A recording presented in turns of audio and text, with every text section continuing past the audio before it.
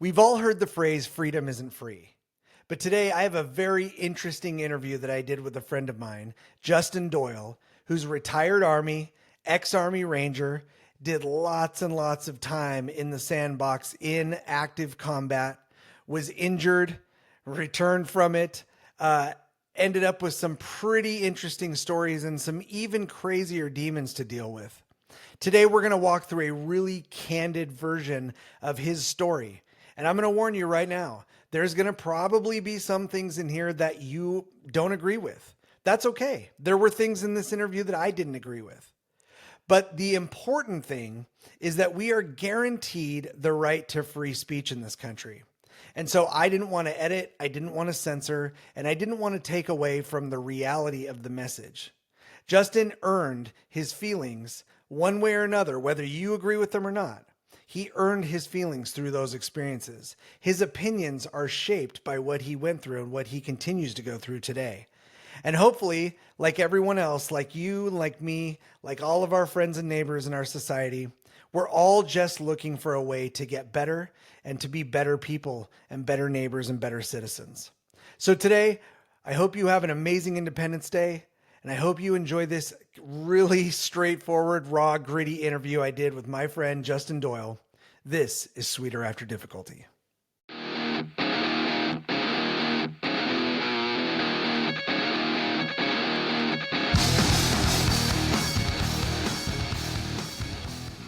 All right. Well, what's up, man? Thanks for taking time for this today. Thanks for having me. Absolutely. Absolutely. Justin Doyle, let's go back and start from a kid. How did you end up, ramp us up to the joining of the military? We'll jump right into the deep end, as they say. Right on. Well, I mean, as a kid, I'm pretty sure my mother and father would tell you I never behaved a day in my life. Uh, kind of just a rowdy kid. Had a lot of older brothers and sisters. I was the little guy. So you can imagine the long-term beatings that I got until I was big enough to actually stand up to one of them. I'm the youngest of 12 siblings total. A lot of them were adopted in, but apparently my parents liked adopting Vikings. I'm the only one under 6 foot.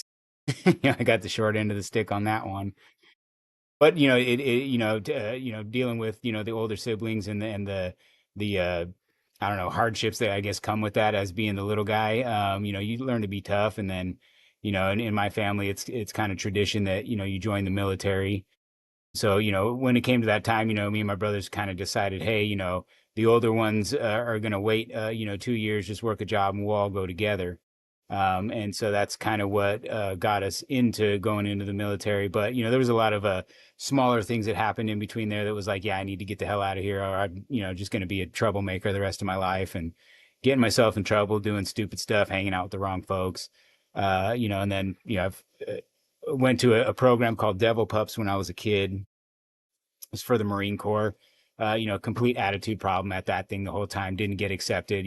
Took it personally, like thinking I was God's gift to everything. And that kind of humbled me. It made me because I was a star athlete. You know what I mean? And the course wasn't hard. It was just my attitude that canceled me out, and I had to teach myself to shut up every once in a while and just learn from the people that have experience rather than try to do it yourself. Yeah, and then yeah, after high school, it was like either you go down the 9 to 5 route or the troublemaker route or join the military. And all my brothers were chomping at the bit. 9/11 happened, and we were off to basic training. So, how many of your siblings actually went to join at the same time? So my oldest brother was already in the Navy for quite a few years. He was like, "Fuck you guys, I'm out." And then all the rest of us, there was 5 of us guys total. All the sisters, they all became MPs. And then me, like myself, I started off as a tanker. My 2 other brothers were tankers. My one brother was a Cav Scout.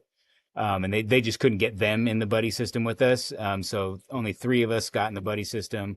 My brother that was a Cav Scout, he was literally at the basic training right next door to us at Fort Knox. So like, my building barracks was here. His was literally next door. So, we get to see each other every Sunday at church. Even though we're not, super religious people. It was like a way to get away from the drill sergeant and take a nap, and the priest isn't going to snitch on you. So we got to, exchange letters and pleasantries and, say, hey, did you talk to mom? Did you talk to so and so?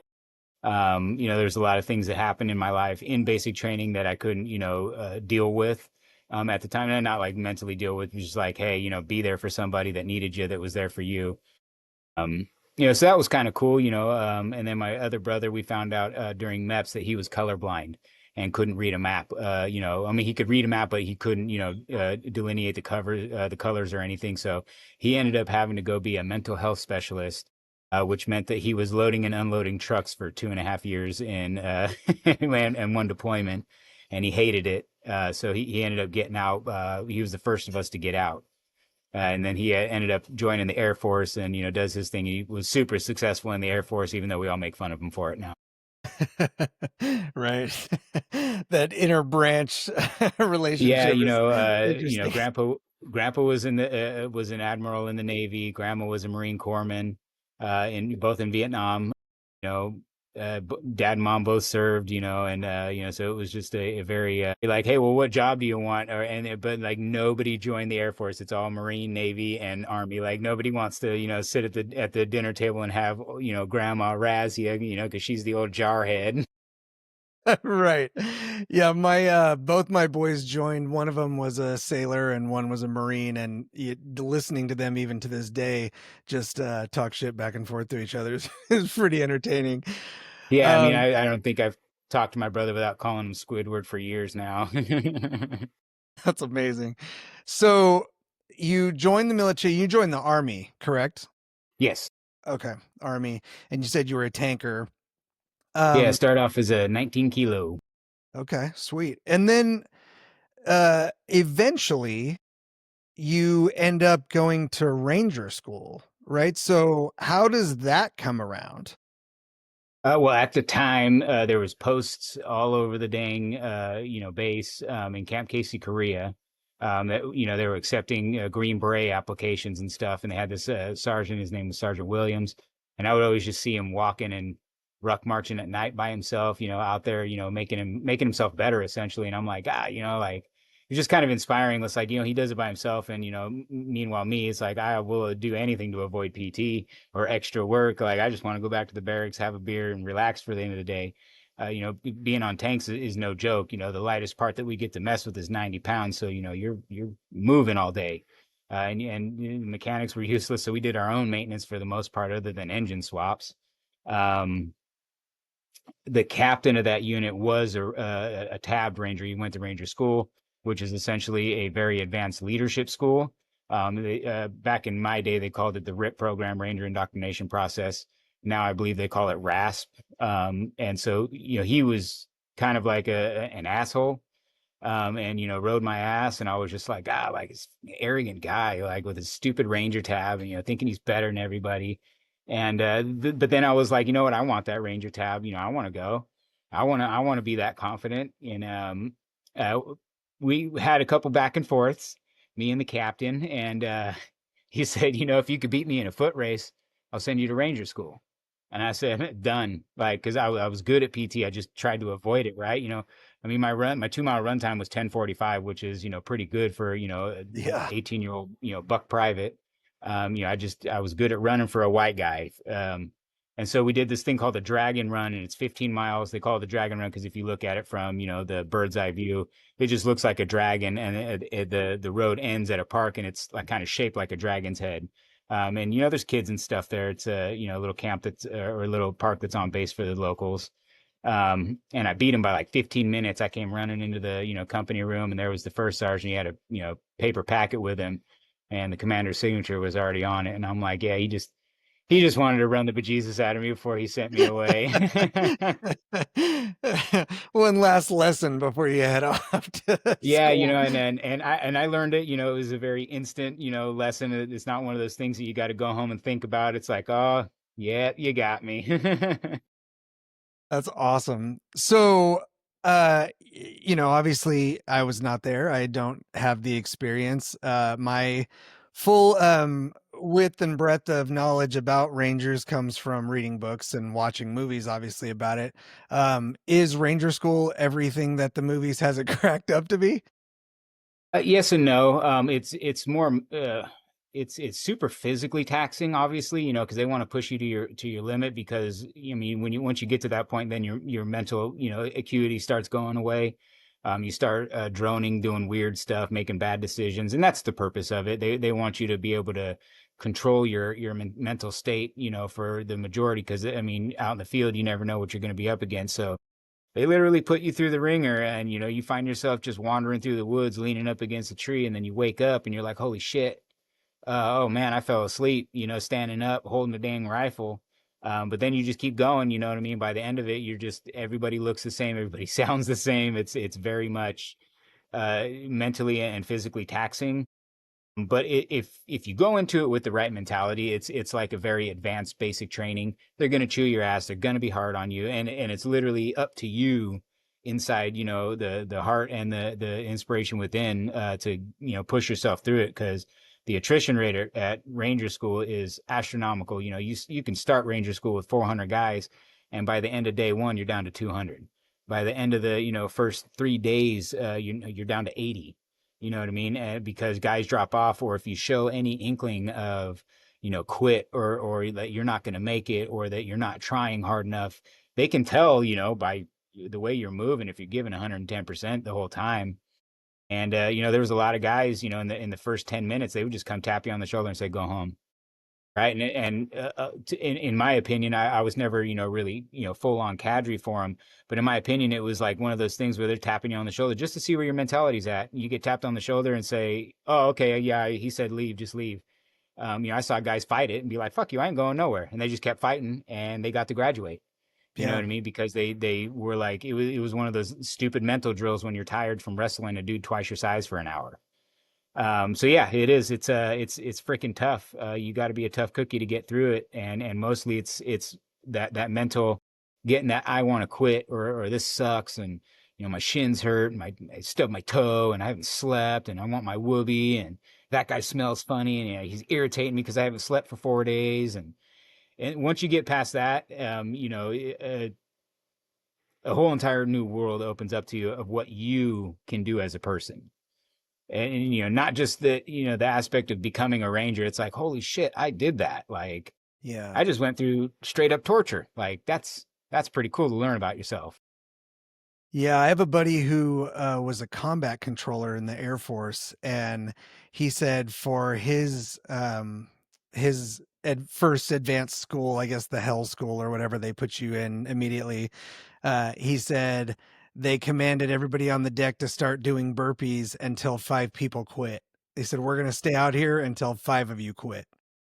And Mm-hmm. I think that's such an interesting it has to have such an interesting effect on your mentality from the beginning, right? A combination of I'm not gonna quit and uh God, I hope I don't quit.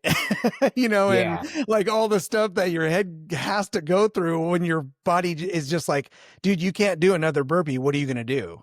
Like yeah. what are you gonna do? Well, and honestly, like, and that's something that you really learn about yourself in basic training. I mean, and I can't say that for everybody. I mean, I learned it in basic training, but my drill sergeant was freaking phenomenal. This guy was a freaking monster of a man. And he really pushed us hard. We won every competition on our platoon, up and down. And so, yeah, I kind of took that discipline into my first unit, and I lost a lot of it because you get a little bit of freedom. You start, getting a little bit of that hood back in you and going out and doing stupid stuff with your friends after hours and getting the company in trouble. um yeah, it's definitely a different change of pace, and if you don't learn that about yourself, it's almost like you're almost doomed to failure, and the whole entire military career is going to suck because you just have a bad mentality. Everybody seems to forget that we all volunteered to come here, and it's like this sucks, and it's like, well, why'd you come here then?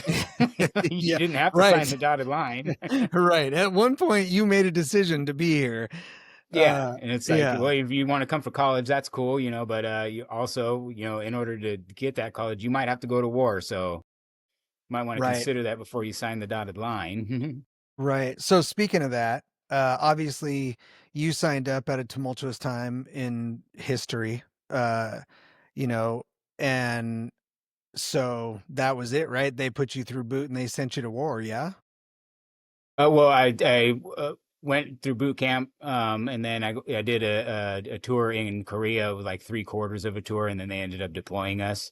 And we were technically like a non-deployable unit because we were in Korea, and there's only at that post there was only two, first and second tank. What up, Deuce tank that doesn't exist anymore. But yeah, so we ended up deploying to Ramadi, Iraq, out of there, and that was one hell of a show. So I was there for the Battle of Ramadi when the Battle of Fallujah was going on, and it was one hell of a place to be because in order to get to Fallujah from the west, you had to come through Ramadi, and in order to leave Fallujah to the west, where they were supplying a lot of their stuff, you had to come through Ramadi. So we were literally getting hit from both sides, along with the Marines over in Fallujah that everybody and their brother heard they were over there, so they were coming through us, and and we were holding a vast majority of these people off.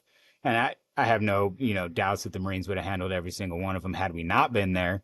But yeah, it was a crazy time. I got to meet Jocko Willnick there, and we fought for I believe it was called Cop Falcon. It was in the middle of Ramadi, and we needed posts out there, and we literally just started taking them one by one, and like it was kind of cool, like watching these SEALs come into our little patrol base and saying, well, who the fuck wants to go out there? And it's like instant Woody, like, oh, we need to go fight with SEALs. And yeah, so yeah, and then you go out there, and you realize you SEALs are chuckleheads just like the rest of us. They're just better trained chuckleheads, and they're willing to take more risks, and they can take more damage and keep going. And that's really what was a lot of my inspiration, was just watching these older dudes that have been doing this for years and that had a lot of experience that literally led me to want to become a ranger after that, after the fact.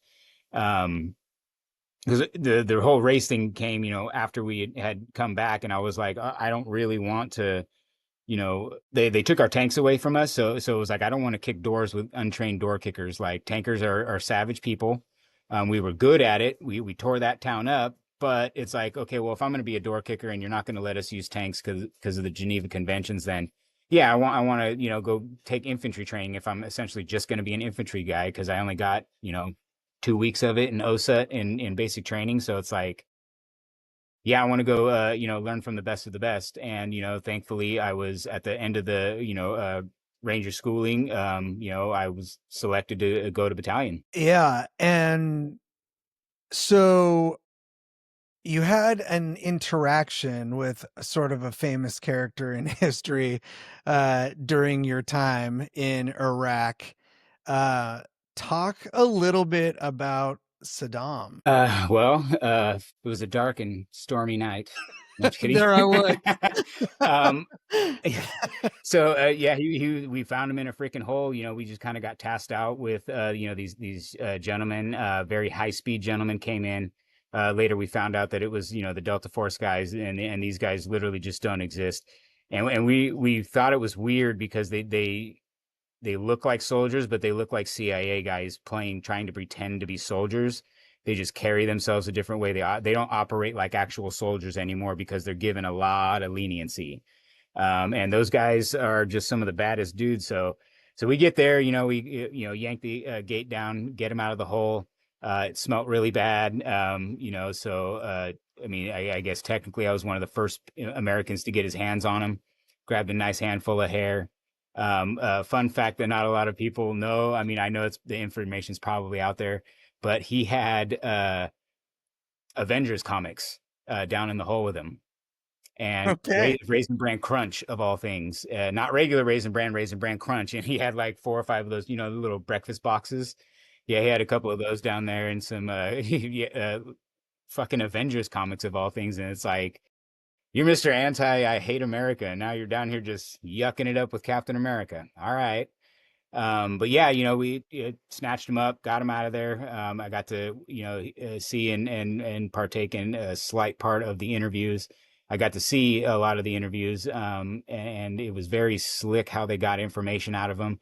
It was very, that was like my first experience on like the government, right? Because the black suits come in, the CIA comes in, the spooks that are all Agent Smiths. And just the way that those guys operated, it's like, oh yeah, I don't want to be here. This is not the level I want to go to. Can I just go back to being a normal ranger? And a lot of them they deem rangers as like special forces. I always just called it specific forces because we specifically go and do this job, and it's not special. We're just better at it than you are.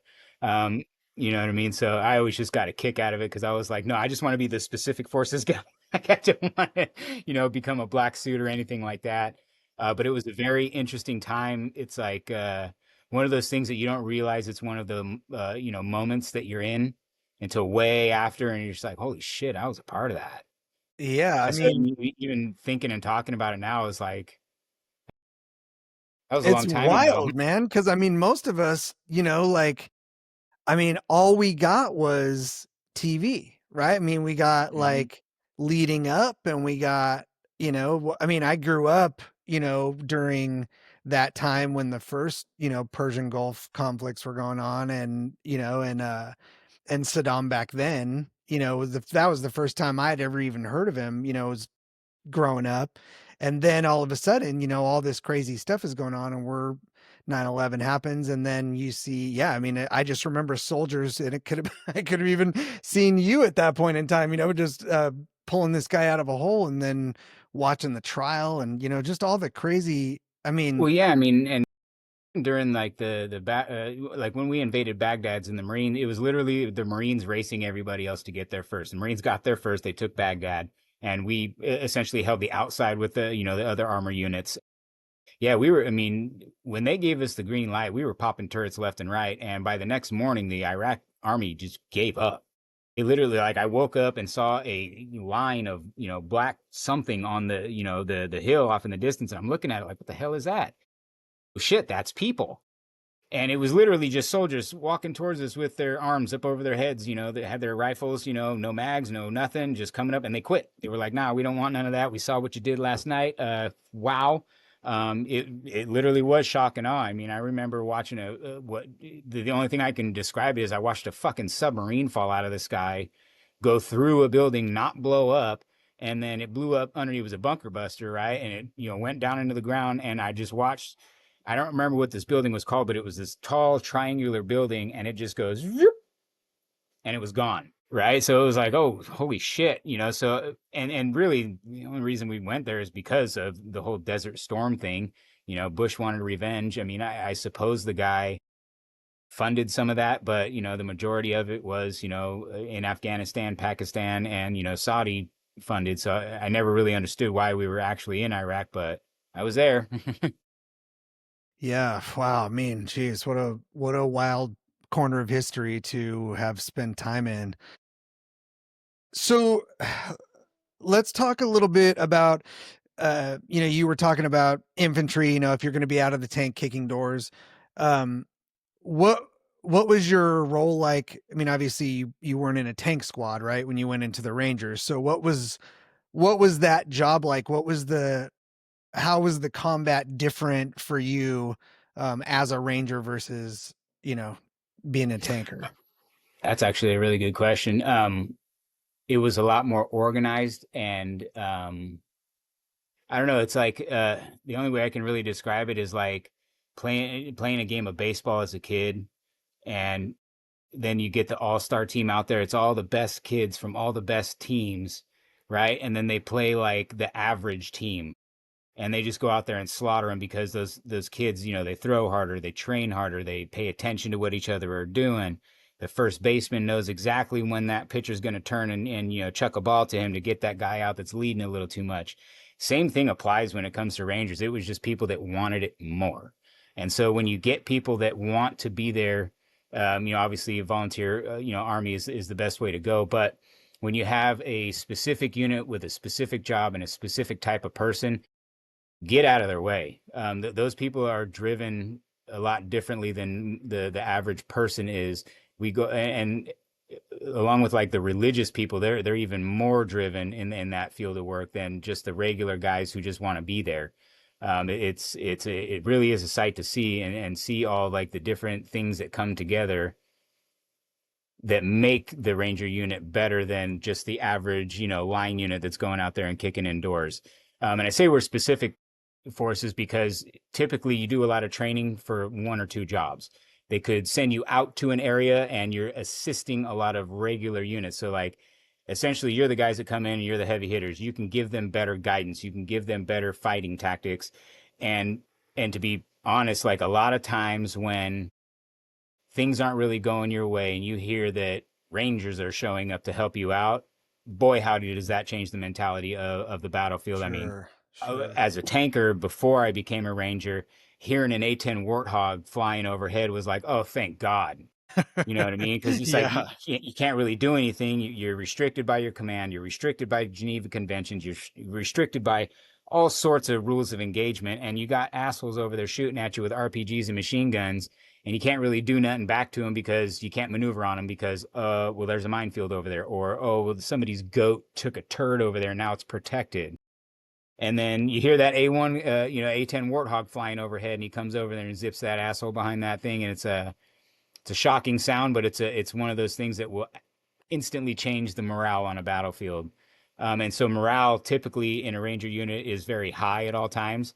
We don't really get down on each other. We help each other, and we recognize each other's faults, and we essentially, for a lack of a better term, compensate for it. You know what I mean? If this guy's good at that, but not good at this, well, that guy's good at that, not good at that. So yeah, we're going to team those guys up because now they're a great team together. Um, you also like the mentality changes because you start observing your teammates more. You start observing the things around you more.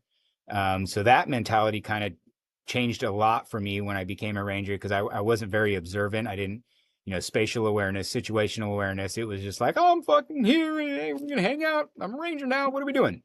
And and then and it's very odd because when you get there, you expect to be welcomed into a unit and you're not welcomed into a unit, right? You're just the new guy again. And they don't talk down to you, but they don't praise you. So it's just like this null. You're there and you're just like, well, do you like me or not? Am I going to be cool in here or not? Like, what are we doing something cool or not? And they're just like, stop talking. Way. And then, and it's like, you're almost nothing again. And it's like, well, I already did basic training, you jerks. yeah, But right. they're doing it to see if you're going to cop an attitude with them. They're doing it, because just because you got selected to be in Ranger Battalion doesn't mean that you're going to stay. They're very strict. They're very, I mean, at the end of it, I got the boot because I drank a little too much, did a lot of stupid stuff. And they were like, hey, you broke the rules. You got to go. And I was like, oh, okay, well, got to go. But I knew the standards. I chose to broke them, and I took, my little punishment of not being a Ranger anymore. I still got to wear my scroll and tab, in my other unit, but I was no longer with, what I considered my brothers, and they treated me differently, afterwards, call and say what's up. And they're like, oh, hey, buddy, how's it going? Like, you disgraced the unit. Fuck you. And it's like, oh, okay, well, lesson learned. I don't have those friends anymore. I still talk to him every once in a blue moon, but it's definitely not the same as, when we were in and when I was in the good graces of all the guys. And there's a lot of us that, end up going through that. Some guys get treated well afterwards, some guys don't, and just go their own way, whatever. Sure. So that comes to an end. Is that the end of your fighting days or what happens? No, I was medically discharged and they said, we ain't got nothing left for you. And I said, okay, well, bye. And before I had even started my paperwork, a company called Blackwater, the infamous one, they came to the base and they were, taking applications. A couple guys were able to actually get out of their military contracts because Blackwater was going to pay them like 3 times the amount a year that they would be making. And there was some like weird stipulation that if you can make a certain amount of money, you can essentially buy your way out of your contract. And that's what Blackwater was doing. They were just kind of taking the best of the best. I just happened to be at this post, because I went from, the East Coast and I got stationed over at Fort Irwin. And that's where I was, out processing through just essentially being a training NCO down there, helping, the guys that, pre-deploy, they come to Fort Irwin, the National Training Center. And then we fuck with them there and then we send them to overseas and just try to give them the best experience from what we've experienced. But yeah, I was processing out and the guy came in the room and he says, hey man, you want a job? And I said, yeah, but last time I looked, there's no, listings I'm aging myself here. There's no listings in the newspaper for infantrymen. And he goes, no, but typically infantrymen aren't looking in the paper for jobs anyway, right? And I'm like, what do you mean? Where else do you look for jobs, right? Because you got to consider at this time, like Yahoo Messenger was the bee's knees, right? That's where we were technologically. It was not advanced. Email still took a week and a half to get to you. The good old Yeah. days. So and then he came in and he said, "Hey, you ever thought about private contracting?" And I was like, "Oh, I've heard a couple guys doing that. Let's do dinner or something, and you can kind of give me the rundown of what that was." And I loved every single thing that guy had to say. And before I knew it, paperwork was getting processed out a lot faster, because it takes 3-4 months to process out of the military in most cases. They give you, plenty of time. You just essentially got to show up for PT and then you go do your paperwork all day and hurry up and wait for somebody to put a signature on a piece of paper. So whoever this gentleman recruiter was, he, got the higher up brass off their ass and got my paperwork pushed through. And then I went to their little training academy, which was really cool because then you get to learn all the stuff that you're not allowed to do as a ranger because of the Geneva Conventions, rules of engagement, blah blah blah blah blah. It's just stuff that is typically frowned upon when it comes to fighting and gunfights. Over there, that you get a little bit more leniency. You have a little bit of diplomatic immunity. You're not directly, an enemy combatant. Blah blah blah. There's a lot of stipulations that come with it. You can either get yourself in a lot of trouble, or you can get yourself out of a lot of trouble while doing some shady shit for the government. Um, so a lot of times they would use guys like us, and we would go in. If they were using artillery pieces in a hospital or a school, they'd dig a hole into it and shoot out the roof of these hospitals. American units cannot go in. They cannot engage mosques. They can't engage hospitals. Well, guess what? I the fuck can. And we go in there and we knock out their equipment, take out who was ever in there and make it so that equipment couldn't be used again.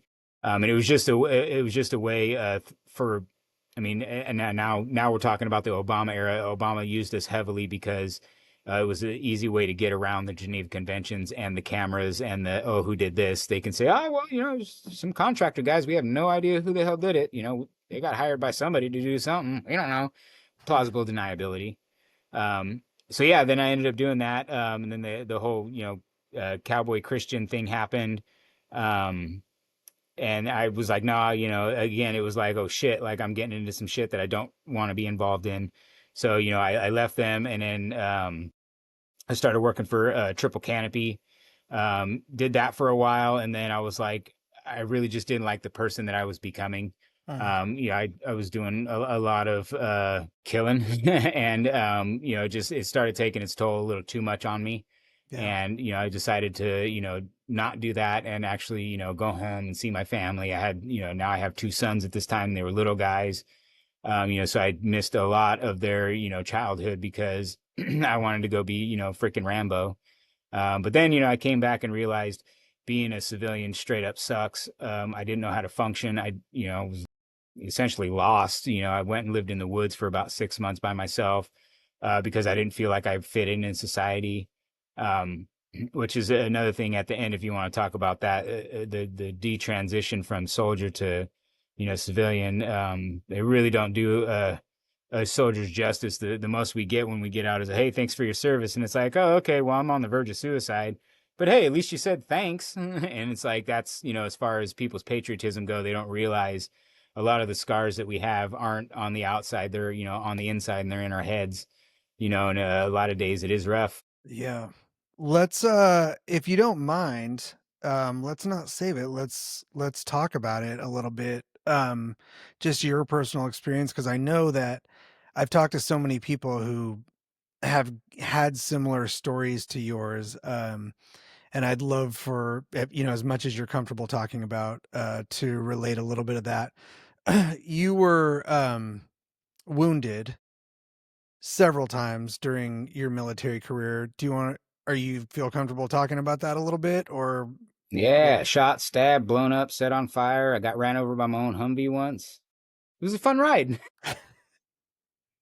Yeah. Yeah, I mean, and the wounds to me, I'm sort of like a freak of nature. I take blunt force trauma like a champ. Like I recover at an insanely fast rate from weird stuff like that. but and I've never broken a bone. I've fractured them, I've sprained them, I've never broken them. I took the round in my shoulder, and the only thing it did was take a little chip out of my shoulder and my lung. But literally, my shoulder was so damn tough, it diverted the bullet into my lungs. Yay. Yeah, yay. Yeah, so they tried to kick me out, for that, and I say, oh, you're never gonna run again. Fuck you. I ran, I still outran them, even missing a part of my lung. And then we were doing cool guy stuff, and we were rappelling out of a Blackhawk. uh, Guy popped up on the adjacent roof and shot an RPG at the rudders of the Blackhawk. Pilot saw it coming, maneuvered, and it kind of flung my 9 line out of the way. I lost sight of my gear, and when I came down, I stepped on my gear, rolled over to the side, and there was a freaking rock on this roof, and my knee just right on top of it.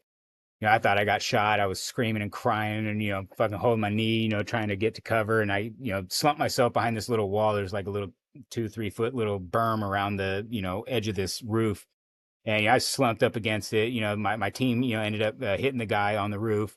And, Blackhawk, gets out of there. And I'm still sitting there screaming and crying. And they're all looking at me like, what the fuck's wrong with you, Doyle? And I'm like, got shot in my knee. They took my knee out. And my buddy comes over. He's like, you're not shot, bro. You fell.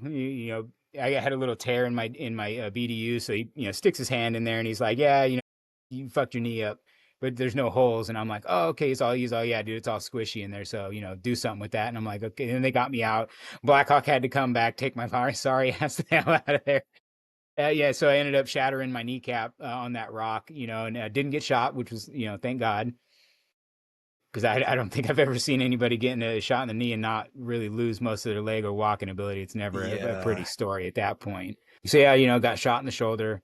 I've been stabbed in the chest. On my first deployment when they took away our tanks, I went to go kick in the door, and there was a guy inside of it. I didn't see him. I started advancing towards one guy, and he popped out, and he had a freaking AK-47 bayonet of all things. And thank God I had steels in that day because he tried to shove that bayonet through my chest. It went through my flak jacket, and actually, the tip of his blade actually poked me in the chest. I thought, oh shit, I'm done for. So I started fighting. I won't go into detail what happened to that, but I'm here and he's not. Yeah, so that was my first experience, of a hand to hand combat, which was fucking terrifying at the time. But now I'm like, yeah, I'm a tough son of a bitch, ain't I? But even thinking about it, it's still like sends, shivers down my spine. It's like, I can't Yeah. believe I one, experienced that and two, lived through it to tell the tale. And then, down the road, got shot in my damn shoulder. And that was, a very odd experience because it was almost like an out of body experience. We were going at it with these guys and they were across the alleyway from us. And I kept on seeing these two guys splitting these houses, and there was only one of me over there. My buddy, he's given, flanking fire, so he's got his own job to do. I'm doing my job. And I, saw this one guy kept popping out of this window, and hindsight, I shouldn't have been paying attention to him. I should have been paying attention to the guy on the left. Because I honestly, I just think they were running the rabbit and they baited me into paying attention too much to that one guy and trying to focus on hitting him rather than focusing on the maneuvering that was happening on me. And then they ended up getting a slight flanking position. I turned to face that, and he was skipping rocks off the cement barricade that was right in front of me. Shrapnel hit me in the eye, so I ducked down. Got the shit out of my eyes. Came back up teary eyed, and more rounds skipped off of it. And I assume that's when I got hit. I mean, I don't really know because like I just kind of went out and then came back, very quickly. It was like, shut off. Hey, you're in the middle of a firefight. And I'm like slowly gaining consciousness and I can see this guy still shooting at me and I can see chunks of this cement, just flying off this freaking thing right in front of me. And I'm like, damn, like how many times am I getting shot? Like, am I already dead? Why am I not moving? Like my brain is telling me, get down, like do something. And my buddy came and knocked me over, and then I kind of like shook a little bit and was like, holy fuck, like, what the hell's going on?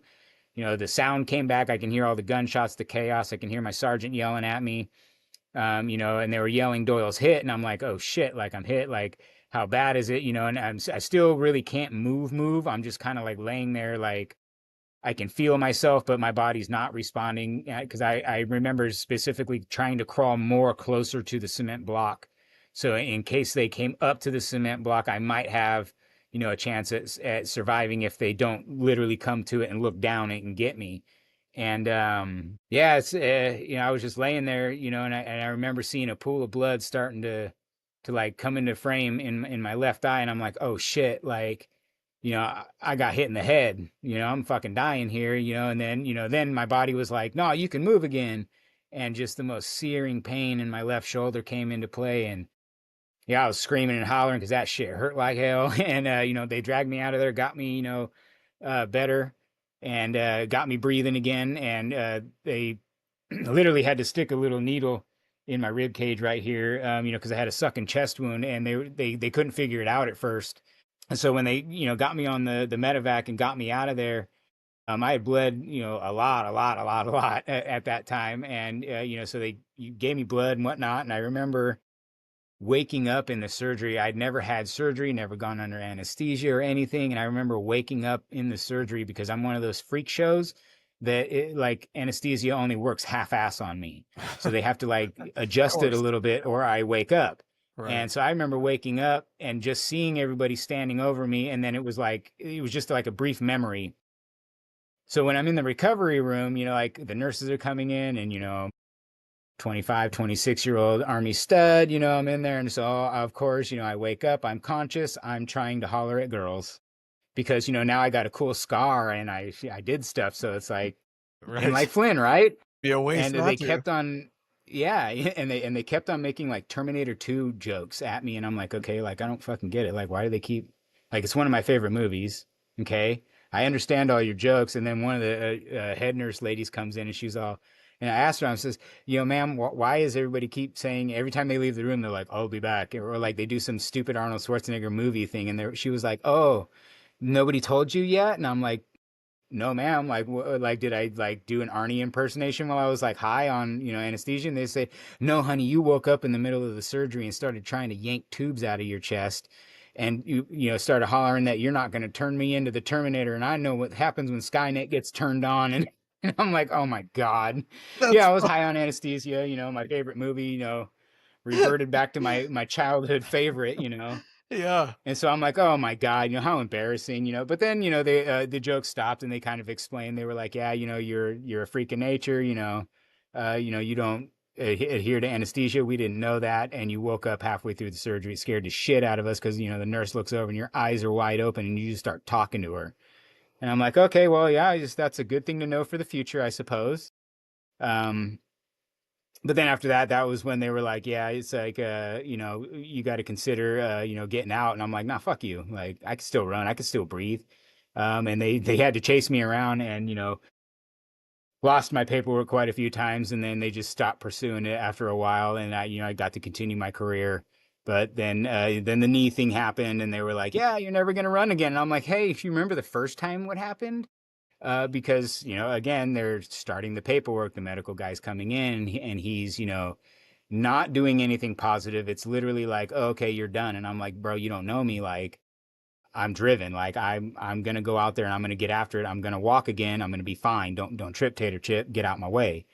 And so he pretty much said, yeah, you're getting medically chaptered out. This is a wrap for you. Like, I'm sorry. And I'm like, yeah, all right, later. And so what I would do is I would sneak out when the lights went out. I would sneak out and I would steal the mop bucket and I would take it into my room and I would fill it with like a cup of water a day and just sit there and do like little leg extensions and just to try to strengthen my leg back up until the point I could walk and without a crutch and walk out there and get the mop bucket myself and get it back into my room. That's when I started increasing the cups of water a day until I could literally hold that thing up for about 30 seconds, which was insanely fucking painful at the time. But I'd hold this thing up for 30 seconds and then I would, I would have to take it back because eventually they would like come in there and be like, hey, why is the mop bucket here? And I'm like, oh, I don't know, maintenance guy. Yeah, he did something. I don't know. Because I knew that if they knew that I was rehabbing myself, they would transfer me to somewhere else. And I needed the opportunity to stay at this place before they send me back to like Hohensfeld in Germany or, back stateside. Right. Yeah, So and you know, yeah, dude. Oh my gosh. Uh so many, I mean, I'm sure that this is we're scraping the tip of the iceberg here.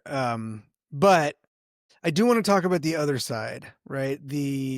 You've got the physical scars. The physical scars though don't seem to be what you hear a lot about from soldiers coming home, especially from combat, right? You hear way more about the mental scars and the PTSD and things like that. yeah.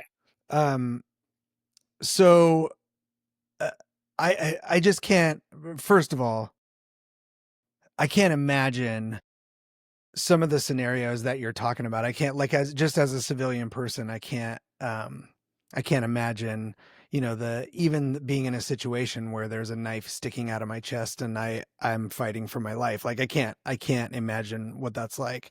And carrying just that memory alone is so heavy. Um but if you are comfortable with it, talk to me a little bit about, some of that hard, coping, after coming home and processing through and trying to find a way to, I mean, let alone going through that and then coming back and trying to plug back into society. Well, yeah, no, honestly, I think the hardest part about all of that whole entire aspect of becoming a soldier is when you leave to go to basic training, you are a chucklehead from the block. You know what I mean? You're shit, you're scum, you're a little maggot who doesn't know jack shit about nothing. Most cases, you're taught how to wipe your ass properly in basic training. So you go from this schmuck on the street to a disciplined warrior, and then if you take my route, you become even more of a disciplined warrior. And there's always a structure. There's always somebody there to guide you, to tell you where to be, how to be, who to be. And there's always something going on, something to do, somewhere where you need to be, where you're needed, wanted, and or sought out. And then you go through this whole entire transformation as a human from a civilian, essentially a nobody, to this, semi-elite disciplined soldier who critically thinks about things and has been taught how to address the world properly and think through it as an adult, and it's forced upon you. So it's not like, I get to go to college and have my 4 years of wiling out and doing fun stuff. No, I had to do that in between, combat deployments and training events and, getting my ass chewed for, being late to PT that day. The hardest part about all of that is when you get ready to go out, there's no training to learn how to be a warrior or be a soldier. They literally hand you a packet and they're like, yeah, civilian life sucks. You're going to be back in 2 weeks. And you're like, okay, well, what if I don't want to come back in 2 weeks? What can I do for a career? And they're like, well, what'd you do here? And you're like, well, I was an infantryman. I was an Army Ranger. And they're like, yeah, you're going to be a fucking a trash picker upper. And it's like, okay, so what you're telling me is that I went from the most elite units the world has ever seen to fucking garbage man. Not saying the garbage man's a bad industry or anything, but it's like, essentially, or a janitor, whatever, people think of it as a low job on the totem pole. And I'm like, fuck you, dude. Like there's more in the world for that for me. And then I looked around, and all the soldiers were getting treated the same. It's like there was no help to transfer from being in that kind of an environment to, hey, you're on your own, motherfucker, figure it out. And in the civilian world, it is very hard to be a soldier in the civilian world because so many people have zero discipline. They're dumb. They don't care about themselves. They don't care about the world. They don't care about bettering the place around them. They don't care even about bettering their own friend group. They're out there for themselves and they will fucking run you over and not care about it. And you can call them out. You can legalese them to death and they don't care because they don't have any discipline. They're just little savages running around, and then you get to be like, oh, okay, well, this is how I conducted myself, why can't you do that? And they're like, what, do you think you're better than me? And it's like, yeah, at this point I do. Yeah, you're pretty much a douchebag, you know what I mean? And it's like, and then a lot of civilians, they call you arrogant or oh, you overconfident, and it's like, no, dude, you don't understand. Like, this is what I was doing. This is like child's play to me. This is boring as shit. This job that you have me doing for, crap wages. Like, I mean, my job now, it's like I just do it. And they're like, hey, where'd you learn how to do that? And I'm like, I just thought of it just now. What do you mean? I didn't have to go to school to learn how to put that on that. YouTube exists, right? It's like, learn. And so Yeah. that was a very hard aspect because not only, and I don't know, I can't really speak for other soldiers that I guess non-combat soldiers. I can't imagine what their obviously a deployment is traumatizing. They saw some sort of combat or whatever, but the guys like me that went directly into it, you got to live with those freaking memories all the time. Those people's faces are in your freaking skull all the time. And then they pop in randomly. It's never like a coordinated event. It's just like, you're sitting over there wrenching on something, and then that memory just pops in. A smell comes by and it like triggers that. And so then you got to kind of relive it again. And and a lot of people they want from you, or they want to feel like they were a part of what you did. And so they say stuff like, "Oh, thanks for your service." And I'm like, that's all you have to bring to the table. Like, you talk a good game about what you think about veterans, but all you have to offer in return for the sacrifice that we made is a thanks. How about you get your fat ass down there and go enlist? How about you get your fat ass down to the VFW and help them old fuckers out that have been fighting for other veterans, right, since Vietnam, when you were spitting and throwing milkshakes on them? If thank you for your service is where your patriotism ends, turn in your America card at this point. Like, veterans need a lot of help, but we also don't need help. Like, we want to do it on our own. We just need you to give us the breadcrumbs on where to go. And so a lot of times, and this is why I'm glad it kind of got brought up, because a lot of veterans, we get out, we don't know where to go. We got to figure it out ourselves. I fortunately had, a really good woman that I found, or I guess technically she found me when I came out of the woods. But that was kind of my driving factor of like, okay, now I have something to fight for, right? Her, I love her. I want to buy her all the nice shiny things, and I want her to like me, right? So I'm gonna shave my beard. I'm gonna cut my hair. I'm gonna go get a job. I'm gonna, do something positive with my life and take all the previous mindset and skills, tone those down just a little bit so I don't scare everybody off, and then I guess create like a little foundation for myself, right? And then build from there. And then once I found my own foundation, I was still missing that uh, brotherhood, right? I had a group of friends every single freaking day for 10 years. And then one day it was just like, I don't get to hang out with them no more. And I don't talk to them. I don't see them. They're busy. They're out doing their job. I can't interrupt them. They can't tell me anything about their job, about how their day was going. And so it's like, oh, okay, well, you had a house, you had friends, you had a job, you had everything going for you. And now you're just like, figure it out. So once I built my base, for myself, I was able to kind of help other people and say, okay, well, I'm just going to start my own group of dudes that, and give them a little piece of, what I had and the knowledge, because the world's a nasty place. I'm pretty sure there's some other dudes out there that want to at least be able to defend themselves or their wives or something, should the shit hit the fan. And I found a really solid group of dudes, and we kind of just started doing our own thing. And to me, that's by far more therapeutic to me with my PTSD and the way I kind of address it and handle it. Once a month we're out in the woods and I get to have my little brotherhood, and a lot of the memories, a lot of the sadness and the remorse and the regret, it kind of goes away and it washes away because I'm out there with my brothers and I'm essentially doing what I used to do, just at a way less level. But I also feel like I'm really helping these dudes, and that kind of gives me a drive as well. Yeah. Yeah, I think that it's so easy for us to say thank you for your service, or even to, even to mean it, like even, really like be grateful that someone out there is willing to do the jobs. But I think, again, alluding back to the stories that you're telling, I mean, the only frame of reference, the only way that I can picture something is by assigning like segments of movies I've seen to the stories that you're telling, right? It's not like I have no frame of reference inside for that. And then to take that and to add to it, now you also took away your routines, you took away your home, and you took away all your support system and everything all at one time.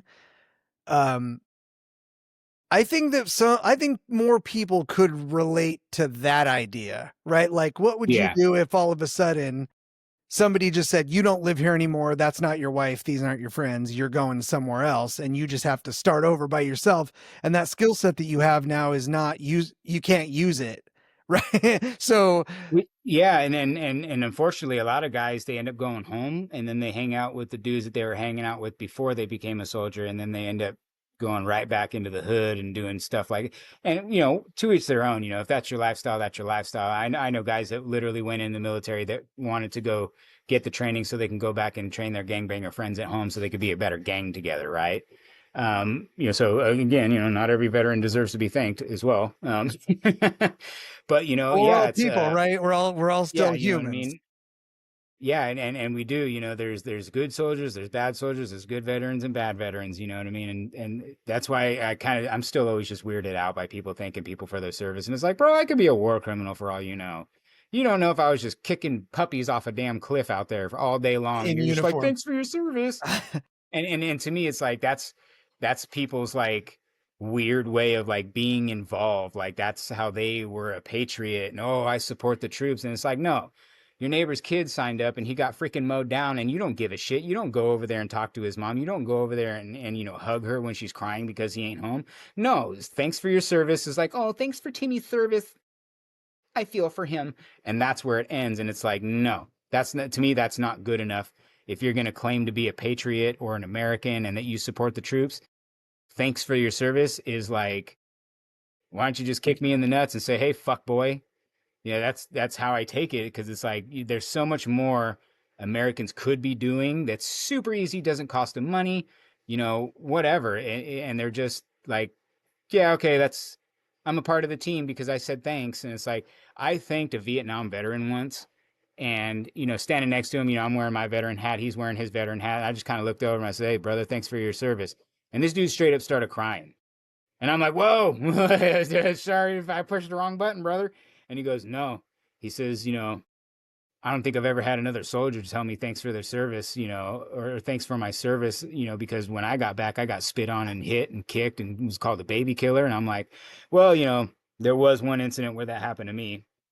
But yeah, it's like watching that dude's reaction to it was like, when it comes from somebody you give a shit about, it means a hell of a lot more. When it comes from just some random dude that wants to be, have his little participation trophy because he said thanks, right? I'll train you for free. Come out and train for free. And they're, oh, the way my wallet set up was, my gas card won't let me get out there. I don't have 4-wheel drive. And it's like, well, so yeah, so your patriotism ends at thanks for your service. Okay, that's all I needed to know. Thank you. Have a nice day. I Yeah. didn't do it for you. Don't thank me anymore. And, and especially considering what you're really being thanked for, right? Which is what we're all told as civilians or as even as the military, is that those troops are going to fight for our ability to be free, right? For freedom. You're going to protect Yeah. freedom, right? And even the freedom to be a dismissive asshole about what the price you paid to guarantee that right for me, right? Yeah. But we are around the 4th of July. And so I want to talk about that concept a little bit. What you have a much different perspective on the world and on people than I do, right? I mean, like we've talked about, we've we've laughed and joked about it. It's like, some things I'm like 100% brother, and some things I'm like, ooh, God, but I didn't go through what you went through. I didn't earn that opinion for good or ill, right? Like I didn't go through those things. Um, but I get to reap the benefits of them. So if you could, what is your definition of freedom? Well, I mean, I kind of have like the old school like anarchist ideology when it comes to actual freedom. Um, but when it comes to like the United States, our Constitution, our way of life, it must be earned. Nobody fucking deserves anything. Just because you came out of a vagina in Detroit doesn't mean you're an American. Being an American is a mentality, right? And there's a lot of stuff going on with the immigration stuff right now. That it's I would trade a lot of these people for a lot of shitty Americans in a heartbeat. Because the Americans, they're self-entitled. They don't appreciate their freedom. They run around wilding out, not bettering the world, right? And so I just have that mentality of I don't deserve anything. It must be earned. And I think my freedom was earned. I mean, I'm not under the illusion that I was out there protecting somebody's rights or freedoms. Iraq, Iran, the Middle East was not going to come over here and just, they flew two planes into buildings. Yes, it was very bad. It was very traumatizing. It pissed me off, pissed a lot of Americans off. But a lot of people were okay with just sending everybody else while they got to, sit at home and not have to deal with it. And then, when we came back, it was like, oh, well, you didn't do it the way we wanted. And it's like, well, you weren't out there earning it like everybody else was. And so, to me, freedom is not being oppressed by, the government, obviously, and here in America, we live under a very oppressive government.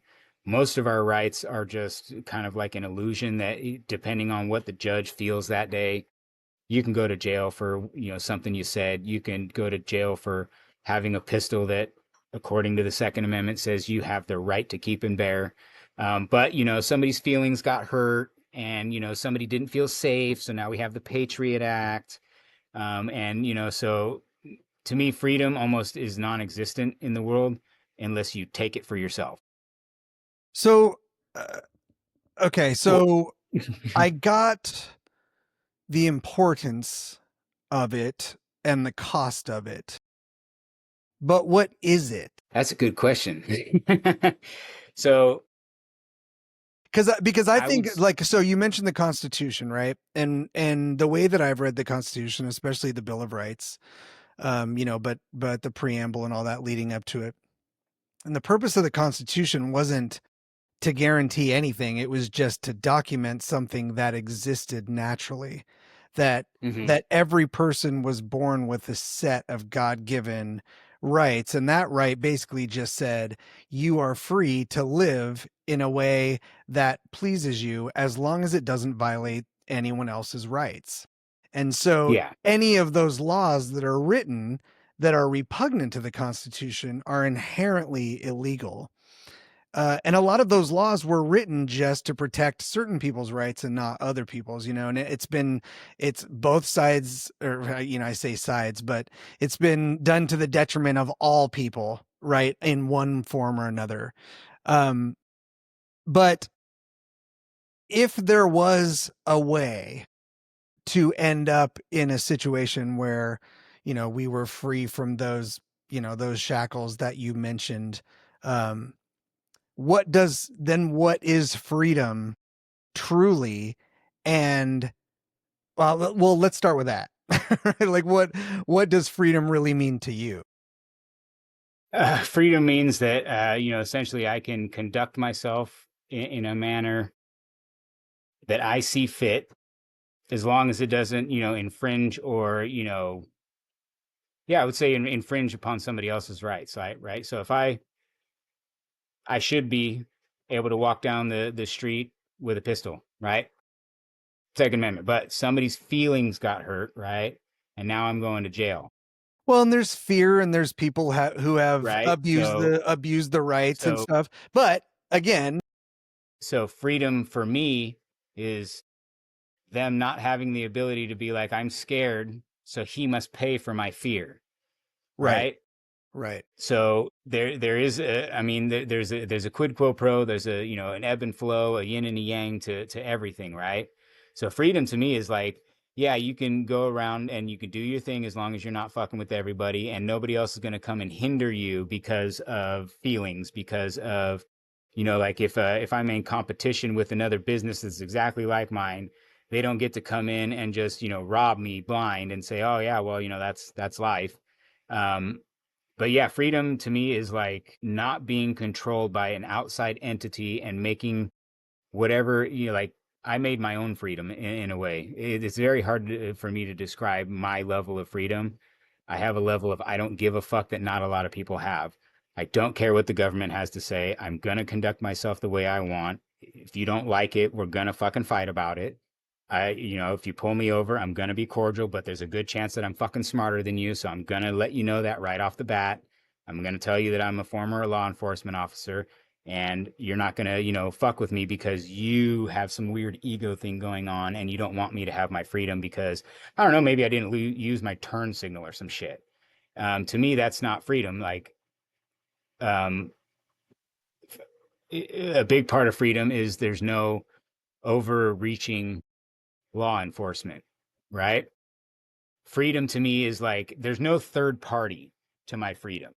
Like if I have beef with another guy, we handle it in court. We both go to court. He says, "Hey, he did me wrong and it cost this much. He needs to pay me for that." And I say, "Well, I felt like that needed to happen." And the judge looks at us and says, "Well, law says you damaged his property, but you did it from your property, so yeah, just pay him the fine and call it even." And to me, that's freedom, right? Me and him get the freedom to hash it out between each other without some law coming in and saying, clack, clack. Well, Mr. Doyle, you looked at me funny when I pulled up, and I don't like your attitude because that guy donates to the police department, and now you don't have any freedom because his feelings or whatever.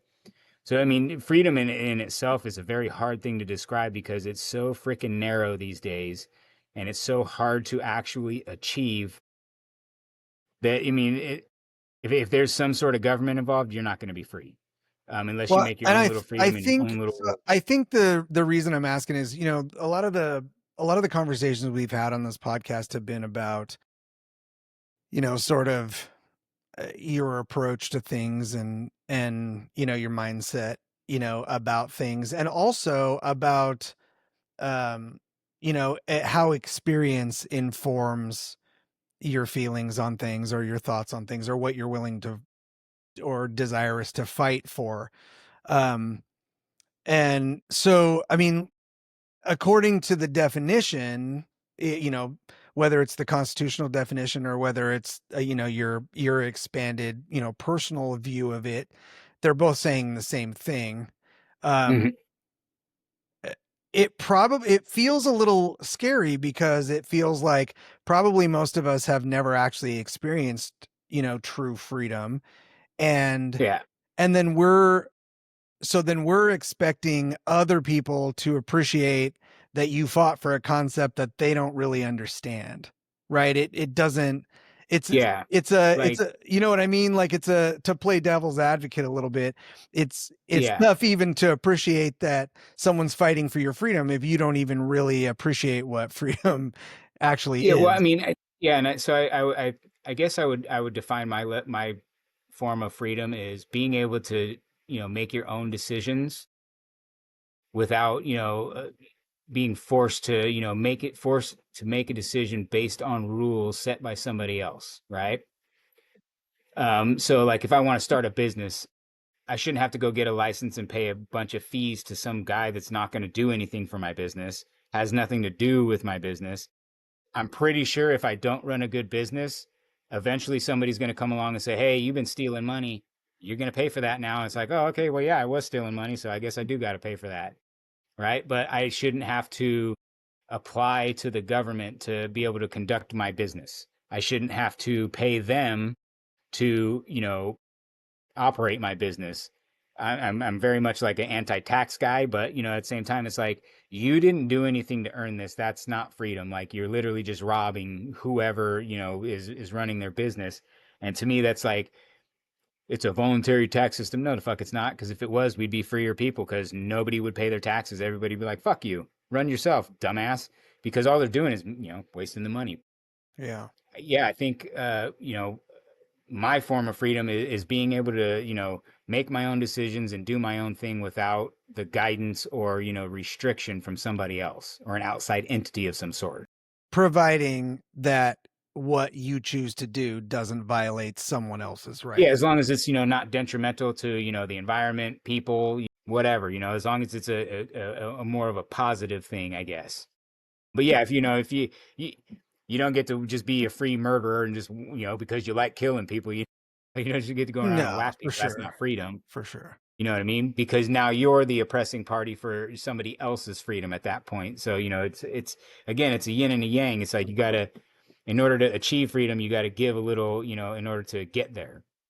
So like for Yeah. me, it was like I had to, go through all these things and experience all these things to have the I don't give a fuck mentality that I have, that gave me the freedom to, conduct myself without considering all the other bullshit that comes into play in life that, I guess restricts or guides people to paths that they don't really want to be on. No, this is my path and I'm going to take it. And that's my version of freedom. It's like, you're not going to deter me from this path because I'm free to take it. And if you stand in my way, I'm free to kick your ass. Do you think there's I'm just listening to you're talking about it. Do you think there's a level of uh don't give a fuckedness, if that's a way to say it? Uh but do you think there's a level of that that ever becomes a problem? You know, I mean, like, even if you're within the boundaries of, you're not necessarily violating someone else's rights. I don't know. I guess I'm just thinking about, you know, there's so much craziness going on in the world, and, not just in America, but I mean, all over the world. And you're seeing these different philosophies and different ways of thinking about things and different ways of approaching things. Um, that seems to be kind of pulling away from the system that we've been in for at least my whole lifetime, and hearing my grandparents talk about it. I know they've been dealing with some of this stuff, over the course of the long haul too. Um, but is there a level uh of I don't care, you know, what you think about it, um, that becomes a problem? Or do you really feel like whatever, like, cause I heard it oversimplified, somebody painted it this way, in a video I watched. It was, I don't kill you, you don't kill me. I don't steal from you, you don't steal from me. You know, uh, aside from that, there's not really anything else that's a technical, physical, or tangible violation of your rights. Everything else is just preference, right?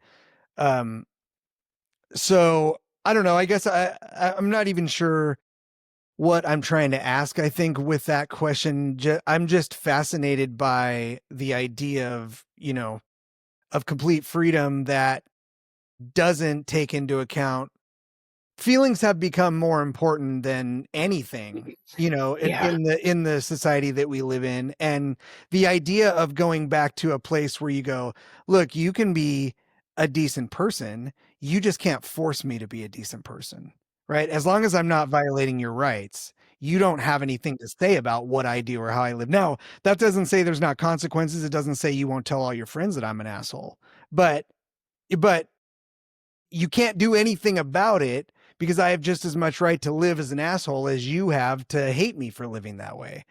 Right. Right. I Yeah, but mean, the coolest thing about that is I also have the freedom to move, go away from the asshole that's around that I just don't get along with. Maybe you're not just a straight up asshole, you're just a guy I don't get along with. Hey, I'm free to walk away. I'm at free which to point, get so the hell out. then the argument goes, well, I shouldn't have to move. And then we're talking about convenience. Right. And I, Yeah. I think convenience slips into the conversation a little more stealthily than probably most of us are aware. And that's a very big problem that we have here in America is everything's so fucking convenient, right? I think if things were a little bit harder, people wouldn't be such assholes to each other because they'd realize how much we actually need. Like if I shut the power off to the nation right now, within 3 days, 2/3 of the nation's dead because they're going to start chomping at each other. I mean, look at COVID. They went and raided toilet paper. It's like, what? Like you guys didn't think that, you didn't need 900,000 rolls in your house. Like maybe some other people could have used those. Cause I'm pretty sure they're still digging into those stashes right now. For sure. You know what I mean? They haven't even depleted them. For sure. But I mean, another good, phrase that I learned a long time ago, and then kind of fucked me over because it was put into a Lamb of God album, so that's where a lot of people think it came from now. It did not. It came from the Italian mafia, and it's their omerta, ideology. Whoever appeals to whoever appeals to the law against his fellow man is either a fool or a coward. Whoever cannot take care of himself without said law is both. For a wounded man shall say to his assailant, "If I live, I will kill you. If I die, you are forgiven. Such is the rule of honor. And that's just like, hey, you can conduct yourself and take care of yourself without having to appeal to some other fucking chucklehead out there. Handle it yourself. You and that other party got beef. You and that other party handle it. You don't need some fucking third party coming in and arbitrating for you unless it's, some sort of legal, court thing and there's like big money involved. Now, if I got beef with you, we can duke it out like men, or we can say, hey, we're just not going to be around each other, right? Solves the problem. It's cordial. Everybody kind of wins, right? But you just know, hey, from now on, me and that guy, we just don't get along. So when we see each other walking down the street, we just avoid each other. We give each other a finger from the other side of the street, and we just keep fucking walking, right? And so yeah, so it's like a lot of people, they appeal to the convenience, they appeal to the authority, they have no drive for themselves, and they always think it's somebody else has to do it for me. Like a Yeah. lot of these girls that they do the OnlyFans and they're making millions and millions and millions of dollars, but at what cost? You know what I mean? Mentally, like I had to pay a cost for that. They're going to pay whatever cost that they experience to do that. But when you earn something that's that cheap and easy, I can only imagine the ebb and flow that's going to fucking come back and tidal wave these poor women that have no idea what they're getting themselves into. Because again, it is a yin and yang. When I was a soldier, I was a freaking asshole, right? I decided to become a firefighter because I wanted to reverse that and say, well, maybe if I save a couple lives, it'll negate all the ones I took. No, it didn't, right? That was just some weird, psychological thing that I did to try to help myself. I didn't earn it, right? I was like, nope, I have to earn my back in my good graces. All the bad things that I had to do over there, I have to earn it. And, because I don't have my little freedom zone until I do. But once I got there and, started getting okay, well, this is, what freedom means to me. This is, how I need to conduct myself. The freedom picture kind of came into play when I had that I don't give a fuck mentality, because it's like my I don't give a fuck. It's like, I'm not going to put you in danger. I mean, I might, but um, I'm willing to take that risk for my betterment. You know what I mean? My level of freedom is, yeah, I can do that. Yeah, I'm going to try to do that. I may not be successful, but I'm going to fucking try, and nobody's going to get in my way. Right? Because you got the looky loos over here. You got the scaredy cats over here. Well, somebody might get hurt. Fuck you. I'm free. I'm trying. Why not? If I die, I die. It's my life. That's free. Hmm. I get to do what I want with my life. And if I end up, taking my own life because of one of my crazy ideas, well, fucking so be it. That's life. If I die, I die. I Yeah. mean, we all die. You know what I mean? You want to die as an old fart in a bed, lonely and shit. I have a weird philosophy on life, and that you have 75 summers on this planet. How the fuck did you handle them? Did you Yeah. hang out? Were you a good person? Did you take care of your family? Because once you get around, was it 60-ish, that's when you really start going downhill. How much freedom did you enjoy in between there? Or did you capitulate to everybody else's bullshit and live their life and not live the life that you wanted to live? You didn't buy that motorcycle when you were 16, did you, Randy? Randy wanted to be a biker when he grew up, right? That's all he wanted to do was start an MC. And now look at him. He's doing podcasts with this idiot named Doyle. Not You just know what I Doyle. mean? I'm interviewing lots of idiots. Yeah, you know what I mean? But, it's like the biker mentality, they have freedom because they took their own life, they took charge of their own life, and they live and conduct themselves mostly within their own realm, right? Like I'm not affected by biker gangs. I'm not affected by Crips and Bloods. They stay in their own little areas, right? But once they start to infringe upon my freedom, that's when I'm gonna, confront them and say, hey, keep your shit over in your world. My world doesn't come and fuck with your world. Well, it used to, because, I used to be a deputy, but whatever. Um, but again, I learned that there's an ebb and a flow, and everything equates itself over time, right? I'm still here. I'm still learning. I'm still, messing up, and I'm still gaining the knowledge. And then, and I realized to pick up when these things happen and occur in my life, where it's like, oh man, I'm so going to pay for that. Karma is just going to bend me over for that one.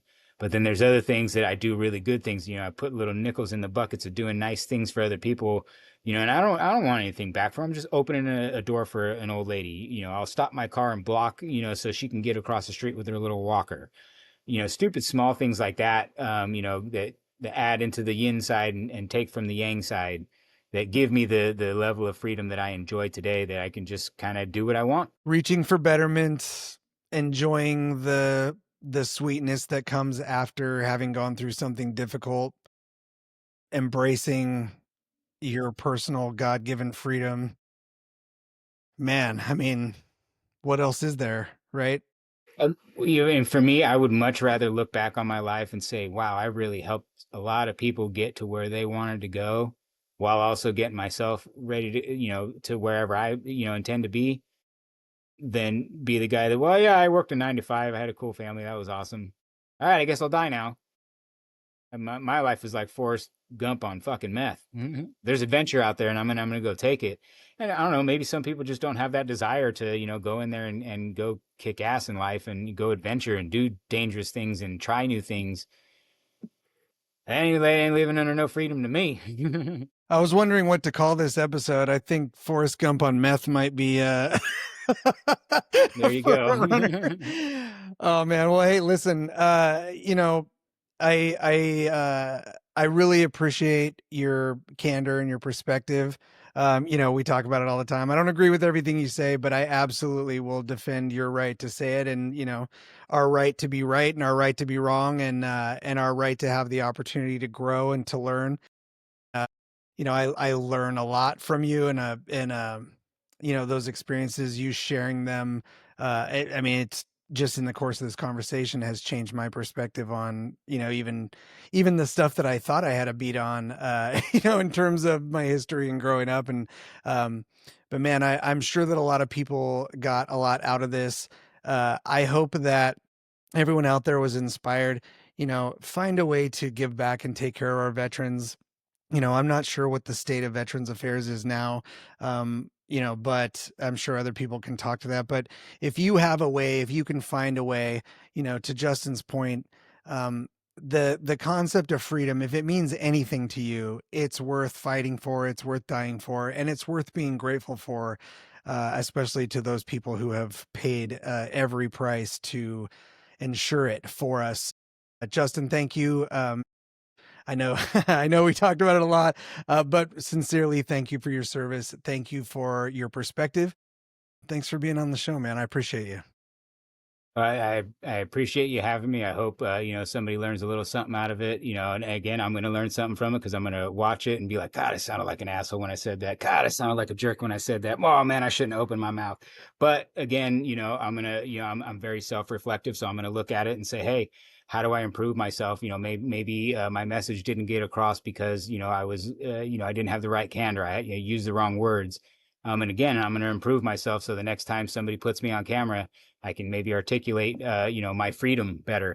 For me, that's yeah, that was a fucking tough question. I've been asked, what's freedom to you? I do what I want. Yeah, well, good, man. I'm glad I'm glad you enjoyed it. And to everybody out there, thank you so much for sticking with us. This is the Sweeter After Difficulty podcast, and we'll see you next Friday. Let me hit stop here. Hey, we did